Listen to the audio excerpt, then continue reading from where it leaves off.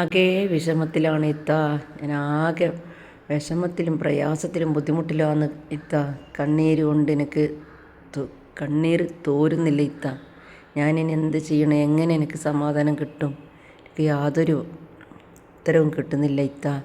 എന്തെങ്കിലും ഒന്ന് പറഞ്ഞു തരുമോ? എന്തെങ്കിലും ഒന്ന് ഓതാൻ വേണ്ടി തരുമോ? എന്തെങ്കിലും ഒന്ന് നിയ്യത്ത് ചെയ്ത് തരുമോ ഇത്ത എന്ന് പറഞ്ഞ് വോയിസ് ഇട്ടിട്ടുണ്ടായിരുന്നു. ഒരു എന്നെപ്പോലത്തെ എൻ്റെ മകളെ പോലത്തെ ഒരു സ്ത്രീ കേട്ടോ. കാരണം അവർക്ക് മക്കളുണ്ട്, 2 മക്കളുണ്ട്. ഭർത്താവ് എന്താ പറയുക, അവരെ അകറ്റി നിർത്തിക്കുകയാണ് ചെയ്യുന്നത്. ഭർത്താവ് തൊലാക്ക് ചെല്ലാൻ വേണ്ടി നിൽക്കുകയാണ് ചെയ്യുന്നത് എന്നുള്ളൊരവസ്ഥയിൽ അവരെത്തിയത് കൊണ്ട് ഭയങ്കര അധികം വിഷമിച്ചിട്ട് ഞാൻ ഈ വീട്ടിൽ നിന്ന് ഇറങ്ങി പോകാനാന്ന് പറയുന്നിത്ത. എനിക്ക് എന്തെങ്കിലും ഒരു പരിഹാരം പറഞ്ഞു തരുമോ? ഞാൻ എപ്പോഴും എല്ലാ റക്അത്തിലും ഫർളായിട്ട് തന്നെ ഞാൻ നമസ്കരിക്കുന്ന ഒരു വ്യക്തിയാണിത്ത. എന്തെങ്കിലും എനിക്കൊന്ന് നിയ്യത്ത് ചെയ്ത് തരുമോ ഇത്ത എന്ന് പറഞ്ഞിട്ടാണ്, കരഞ്ഞുകൊണ്ടാണ് കേട്ടോ എനിക്ക് വോയിസ് വിട്ടിട്ടുണ്ടായത്. അസ്സലാമു അലൈക്കും വറഹ്മത്തുള്ളാഹി തആല വബറകാത്തു. എല്ലാവർക്കും സുഖം സുഖമായിരിക്കട്ടെ. അൽഹംദുലില്ലാഹ്. അല്ലാഹു സുബ്ഹാനഹു വ തആല നമുക്ക് ഏവർക്കും തന്നെ ആരോഗ്യവും ആഫിയത്തുമുള്ള ദീർഘായുസ്സ് പ്രദാനം ചെയ്യട്ടെ. അതുപോലെ തന്നെ നമുക്ക് വരുന്ന എല്ലാ മുസീബത്തുകളും പ്രയാസങ്ങളും ബുദ്ധിമുട്ടുകളും കണ്ണേറും ഷെയറും അല്ലാഹു സുബ്ഹാനഹു വ തആല തട്ടി ദൂരപ്പെടുത്തി തരട്ടെ. അല്ലാഹുവേ, നിന്നിലേക്ക് നീട്ടുന്ന കൈക്ക് നീ ഉത്തരം തരണേ അല്ലാ. ഞാൻ ഇന്ന് നിങ്ങളോട് പറയാൻ വരുന്നത് ഒരു എന്താ പറയുക, എൻ്റെ മകളെല്ലാം പോലത്തെ പ്രായമുള്ളൊരു സ്ത്രീ എന്നോട് വിളിച്ച് പറഞ്ഞതാണ്. ഒരു മോള് എന്നോട് വിളിച്ച് പറഞ്ഞ് വോയിസിൽ കേട്ടിട്ടുണ്ട്. ഇത്ത, ഞാൻ ഭർത്താവിൻ്റെ വീട്ടിലാണ്, ഞാൻ അങ്ങേയറ്റം പ്രയാസത്തിലാണ്, അങ്ങേയറ്റം സങ്കടത്തിലാണ് ഇത്ത ഉള്ളത്. എനിക്ക് എന്ത് ചെയ്യണം എന്നുള്ള ഒരു അവസ്ഥയിലാണ്. എനിക്കൊരു എത്തും പിടിയും കിട്ടുന്നില്ല ഇത്ത. എനിക്ക് എന്തെങ്കിലും ഒന്ന് നിയ്യത്ത് ചെയ്തു തരുമോ? എന്തെങ്കിലും ഒന്ന് ഓതാൻ വേണ്ടി പറഞ്ഞു തരുമോ? ഞാൻ എല്ലാ നമസ്കാരവും ഒക്കെ ഞാൻ ഫർളായി നമസ്കരിക്കുന്നുണ്ട്. ഞാൻ എപ്പോഴും ഖുർആൻ ഓതുന്ന ഒരു വ്യക്തിയും കൂടിയാണ് ഇത്ത. എനിക്ക് എന്താ ചെയ്യേണ്ടതെന്ന് എനിക്ക് ഒരു എത്തും പിടിയും കിട്ടുന്നില്ല. എനിക്ക് 2 പെൺകുട്ടികളുണ്ട്. എന്നോട് എൻ്റെ ഭർത്താവ് ഇറങ്ങിപ്പോകാൻ വേണ്ടി പറയുന്നു. എനിക്ക് വേണ്ട എന്ന് പറയുന്നു. തലാക്ക് ചെല്ലാൻ വേണ്ടി പറഞ്ഞു നിൽക്കുന്ന ഒരവസ്ഥയിലാണ് ഞാനിപ്പോൾ ഉള്ളത് ഇത്ത. ഞാൻ എന്ത് ചെയ്യണമെന്ന് എനിക്ക് അറിയാത്തൊരു സന്ദർഭത്തിലാണ് ഇത്ത. എനിക്കെന്തെങ്കിലും ഒന്ന് പറഞ്ഞു തരുമോ എന്ന് വെച്ചിട്ട് എനിക്ക് ആ മോളെന്നെ വോയിസ് അയച്ചിട്ടുണ്ടായിരുന്നു. ഞാൻ അൽഹംദുലില്ലാഹ് ഞാൻ പറഞ്ഞു, സമാധാനപ്പെടും മോളെ, മരണത്തിലേക്ക് എൻ്റെ ചിന്ത മരണത്തിലേക്കാണ് പോകുന്നതെന്ന് പറഞ്ഞിട്ടാണ് എനിക്ക് കരഞ്ഞുകൊണ്ട് വോയിസ് ഇട്ടിട്ടുണ്ടായി കേട്ടോ. അപ്പം ഞാൻ അവരോട് പറഞ്ഞു കൊടുത്തത്, മരണം ഒന്നിനും പരിഹാരമല്ല അല്ലേ. മരിച്ചാൽ നമ്മളെ കുട്ടികൾക്ക് പോയി, ഉമ്മക്ക് പോയി, ഉപ്പാക്ക് പോയി, സഹോദരന്മാർക്ക് പോയി, അല്ലാതെ മറ്റവർക്കൊന്നും നഷ്ടപ്പെടാനില്ല. നമ്മളെ മക്കൾക്കും പോയി, നമ്മൾക്കും പോയി. ആദ്യം അതാണ് ചിന്തിക്കേണ്ടത്. കാരണം ചെറിയ ഓരോ പ്രയാസങ്ങളെന്ന് പറഞ്ഞാൽ അവരവരെ വേട്ടയാടുന്ന പ്രയാസങ്ങൾ അവരവർക്ക് ഏറ്റവും വലിയ പ്രയാസം തന്നെയായിരിക്കും. അത് ആർക്കായാലും, ഇപ്പോൾ പറയുന്ന എനിക്കായാലും തന്നെ. അപ്പോൾ അത് നമുക്ക് പെട്ടെന്ന് തന്നെ നമുക്കതിനൊരു പരിഹാരം കിട്ടാത്തൊരു സമയം ഉണ്ടാവില്ല. നമ്മൾ സങ്കടപ്പെട്ട് നിൽക്കുന്ന സമയം, അത് അങ്ങേയറ്റം വിഷമകരമായ ദുഃഖിച്ചിരിക്കുന്ന ഒരു സമയവും സന്ദർഭമായിരിക്കും. പക്ഷെ എവിടെയാണ് എനിക്കൊരു കച്ചിത്തുരുമ്പ്? ഞാൻ എങ്ങനെയാണ് അള്ളാഹുവേ, ഞാൻ അള്ളാഹുവിൻ്റെ അടുത്ത് അരികിലേക്ക് എത്തി എനിക്ക് അള്ളാഹുവിനോട് എൻ്റെ സങ്കടങ്ങൾ മാറ്റിത്തരാൻ പറയണം എന്നുള്ളൊരു ആശങ്കപ്പെടുന്ന ഒരു സമയം ഉണ്ടാവും. ആ സമയം ഒരു വല്ലാത്തൊരു വേദന കിട്ടിയ സമയമായിരിക്കും. അങ്ങേയറ്റം എല്ലാം തകർന്നു പോയി എന്നുള്ള ഒരു അവസ്ഥയായിരിക്കും അവർക്ക് കഴിഞ്ഞുകൂടുക. ആ സമയത്തായിരിക്കും ആരോടെങ്കിലും ഒരു ശാശ്വത പരിഹാരത്തിനായി അള്ളാഹുവിലേക്ക് കെഞ്ചി ദുആ ചെയ്ത് നിയ്യത്ത് ചെയ്ത് പ്രാർത്ഥിക്കാൻ പറയുന്നൊരു സമയവും സന്ദർഭവും അള്ളാഹു സുബ്ഹാനഹു വ തആല ആ സന്ദർഭമായിരിക്കും അള്ളാഹു ഏറ്റെടുത്ത് അത് എല്ലാം തന്നെ എളുപ്പമായി കൊടുക്കുക. കാരണം നമ്മൾ ഓരോ സമയങ്ങളും വേദനാജനകമായ സന്ദർഭം കഴിഞ്ഞു കൂടുമ്പോൾ നമ്മൾ പടുകുഴിയിലേക്ക് താഴ്ന്നു പോകുന്ന ഒരു പ്രതീതിയാണ് നമ്മൾ അനുഭവപ്പെടുക. കാരണം എല്ലാം തീർന്നു, എല്ലാം ഞാൻ പരാജയപ്പെട്ടു, ഞാൻ ആകെ പരാജയപ്പെട്ടു, ഞാൻ തോറ്റുപോയി, ജീവിതത്തിൽ നിന്ന് ഓർത്തിരിക്കുന്ന ഒരു സമയവും സന്ദർഭം ഉണ്ടാകും. ആ സന്ദർഭമാണ് നമുക്ക് അങ്ങേയറ്റം നമ്മളെ മനസ്സ് വേദനിപ്പിക്കുന്ന ഒരു സമയഘട്ടം. ആ സമയഘട്ടത്തിലായിരിക്കണം നമ്മൾ അള്ളാഹുവിലേക്ക് ഏറ്റവും കൂടുതൽ അടുക്കേണ്ട സമയം. പക്ഷേ എല്ലാവർക്കും അത് തോന്നൂല. കാരണം അങ്ങനെയാണ് സന്ദർഭങ്ങൾ ഓരോന്നും നമുക്ക് പരീക്ഷണം അള്ളാഹു സുബ്ഹാനഹു വ തആല നൽകുക. നമുക്ക് എവിടെയാണ് ഒന്ന് പിടിച്ച് തൂങ്ങി നിൽക്കാനുള്ളൊരു കച്ചിത്തുരുമ്പുണ്ടാകുക, ഒരു ഈർക്കിളിത്തുമ്പ് നമ്മൾക്ക് ഉണ്ടാവുക. അത് പിടിച്ചിട്ടായിരിക്കണം നീ രക്ഷപ്പെടേണ്ടത് എന്ന് പറഞ്ഞ് അള്ളാഹു നമുക്ക് ഓരോ പരീക്ഷണങ്ങൾ ഇട്ട് തരും. ആ പരീക്ഷണം അള്ളാഹു സുബ്ഹാനഹു വ തആല വിജയത്തിലേക്ക് എത്തിക്കാൻ വേണ്ടിയിട്ട് നമ്മൾ ഓരോ മാർഗങ്ങളും നമ്മൾ കണ്ടുപിടിക്കുക. പെട്ടെന്ന് തന്നെ എടുത്തു ചാടി നമ്മളെ ജീവിതം അവസാനിപ്പിക്കാനോ ജീവൻ നഷ്ടപ്പെടുത്താനോ നോക്കരുത്.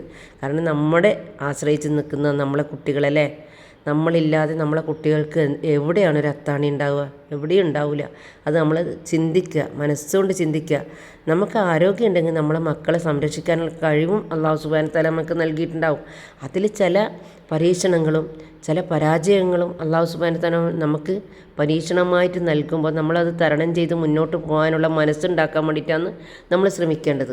അങ്ങനെ നമ്മൾ ചെയ്യാൻ പാടുള്ളൂ, അങ്ങനെ നമ്മൾ ചിന്തിക്കാനും വേണ്ടി പാടുള്ളൂ. കാരണം വെച്ചാൽ നമ്മളെ കുട്ടികൾക്ക് നമ്മളാണ് ഏക ആശ്രയം അല്ലേ. എത്ര മറ്റുള്ളവരുണ്ടായിട്ടും കാര്യമില്ല, നമ്മുടെ മക്കൾക്ക് നമ്മൾ മാത്രമാണ് ഏക ആശ്രയം. നമുക്ക് ഒരുപാട് കാലം ഇനിയും ജീവിക്കാനുള്ള ഒരുപാട് സൗഭാഗ്യങ്ങളും സന്തോഷങ്ങളും അള്ളാഹു ഇനിയും തരാനിരിക്കുന്നുണ്ട് എന്ന് കൂടി നമ്മൾ ആദ്യം തന്നെ ആലോചിക്കുക. എന്നിട്ട് മാത്രം എന്താ ചെയ്യണ്ടേ, നമ്മളെന്തെങ്കിലും എവിടെയെങ്കിലും നമുക്കൊരു അത്താണി ഉണ്ടാവുമോ, എവിടെയെങ്കിലും നമുക്കൊരു വിജയം വെച്ചിട്ടുണ്ടാവുമോ എന്ന് നമ്മൾ അന്വേഷിച്ച് അതിനുള്ള ഒരു തയ്യാറെടുപ്പെടുക്കുക. എല്ലാം മനസ്സിനെ തരപ്പെടുത്തിയെടുക്കുക. എല്ലാം തന്നെ തരണം ചെയ്യാനുള്ള ഒരു ശേഷി നമ്മൾ തന്നെ ഉണ്ടാക്കുക. അപ്പോൾ അതിനുള്ള വഴി ഓരോന്നായിട്ട് നമ്മുടെ മുന്നിലുണ്ട് അല്ലേ.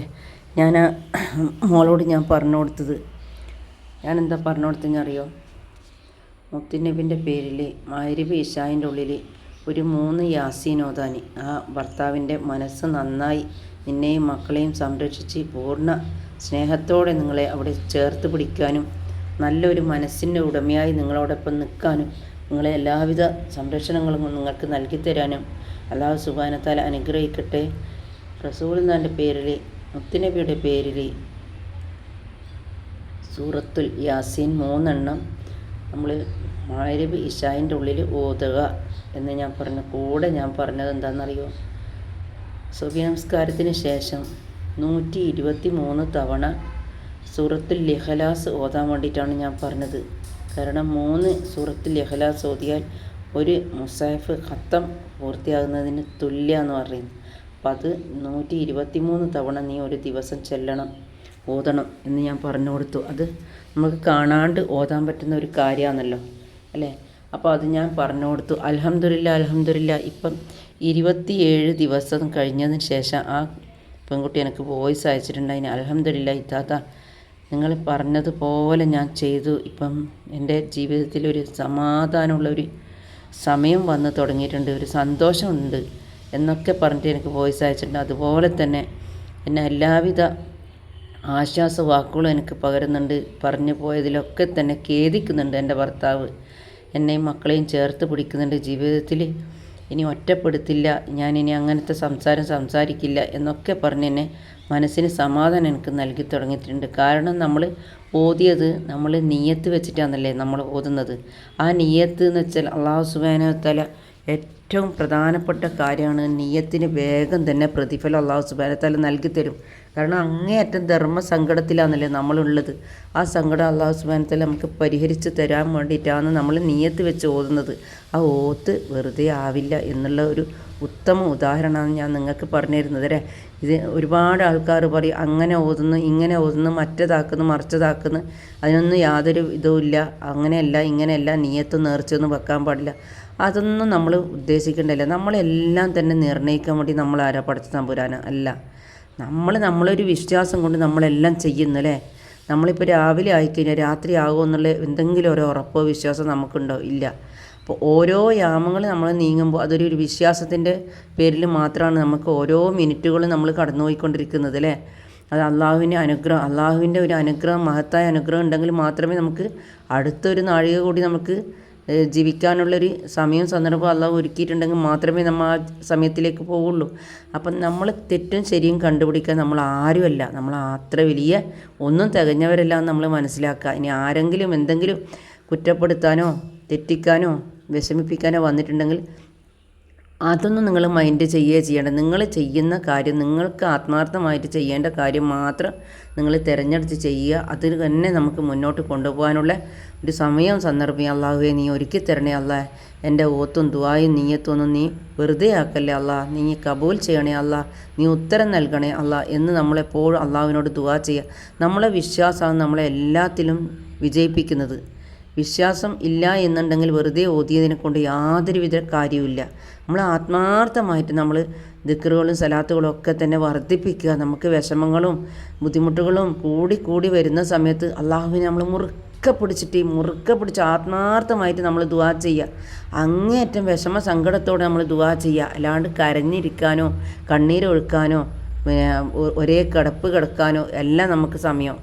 നമ്മൾ അള്ളാഹുവിലേക്ക് അള്ളാഹു തരുന്ന പരീക്ഷണങ്ങൾ അത് നമ്മൾ തരണം ചെയ്ത് രക്ഷപ്പെട്ട് കിട്ടാനും വിജയത്തിലേക്ക് എത്താൻ വേണ്ടിയിട്ടും അള്ളാഹുവിനെ തന്നെ നമുക്ക് മുറുക്കെ പിടിക്കണം. കാരണം അള്ളാഹുവിൻ്റെ ഭാഗത്തു നിന്ന് വരുന്ന പല പരീക്ഷണങ്ങളാണ്.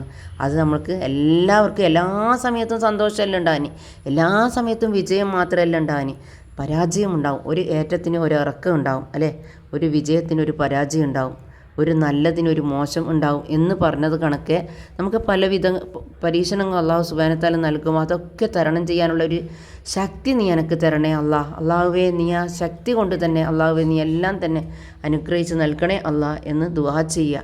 ആ ദുആ അള്ളാഹു സുബ്ഹാനഹു വ തആല നമുക്ക് കബൂൽ ചെയ്ത് തരുന്നതോടൊപ്പം തന്നെ നമ്മുടെ എല്ലാവിധ വിഷമങ്ങളും അള്ളാഹു സുബ്ഹാനഹു വ തആല രക്ഷപ്പെടുത്തി തരും. എല്ലാ വിഷമങ്ങളും സമാധാനം തന്ന്, എല്ലാ ബുദ്ധിമുട്ടുകളും മാറ്റി തന്ന്, എല്ലാത്തിനും ശിഫ നൽകി തന്ന് എല്ലാം വിജയത്തിലേക്ക് എത്തിത്തരും.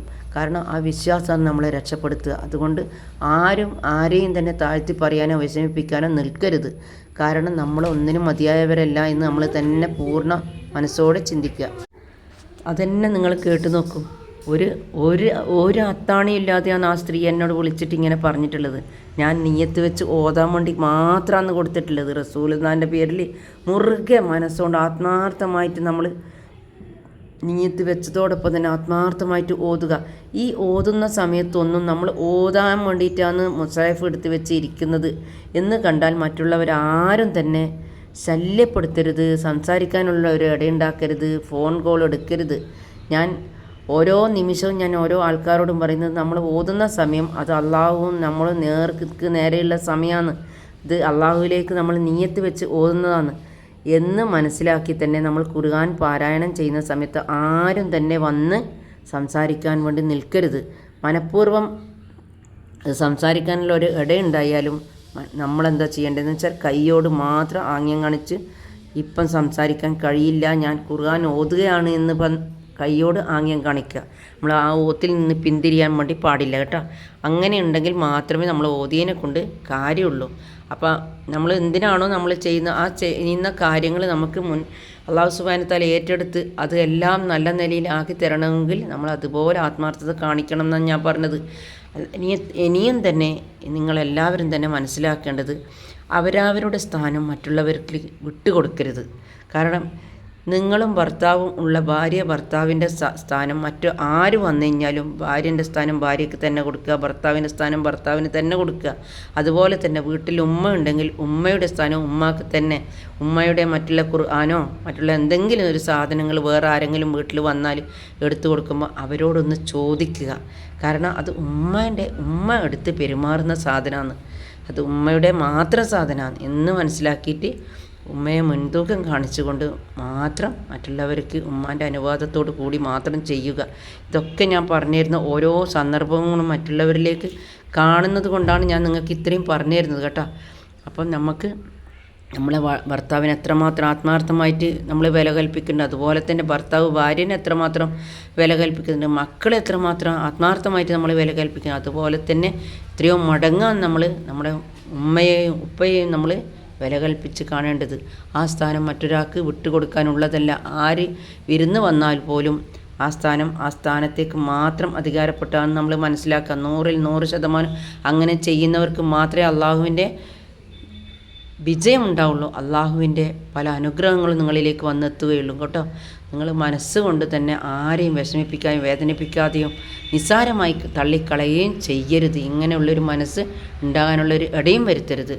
അപ്പോൾ നിങ്ങൾ ഈ പറയുന്നത് പോലെയൊക്കെ ചെയ്ത് അല്ലാഹു സുബ്ഹാനഹു വ തആല നമുക്ക് എല്ലാവിധ അനുഗ്രഹങ്ങളും നൽകാനും എല്ലാവിധ വിജയങ്ങളിലേക്ക് നമ്മളെ എത്തിക്കാനും അല്ലാഹു സുബ്ഹാനഹു വ തആല തൗഫീഖ് ചെയ്ത് അനുഗ്രഹിക്കട്ടെ. അതുപോലെ തന്നെ നമുക്ക് വരാനിരിക്കുന്ന എല്ലാ ദോഷഫലങ്ങളും അല്ലാഹു സുബ്ഹാനഹു വ തആല, പ്രയാസങ്ങളും ബുദ്ധിമുട്ടുകളും കണ്ണേറും ഷേറും ഒക്കെ തന്നെ അല്ലാഹു തട്ടി ദൂരപ്പെടുത്തി കളയണേ അല്ലാഹ്. ആരോഗ്യം ആഫിയത്തുള്ള ദീർഘായുസ്സ് പ്രദാനം ചെയ്യണേ അല്ലാഹ്. എല്ലാവിധ അനുഗ്രഹവും അല്ലാഹു സുബ്ഹാനഹു വ തആല നമുക്ക് നൽകണേ അല്ലാഹ് എന്ന് പറഞ്ഞുകൊണ്ട് മറ്റൊരു വീഡിയോയിൽ വരുന്നവരേക്കും അസ്സലാമു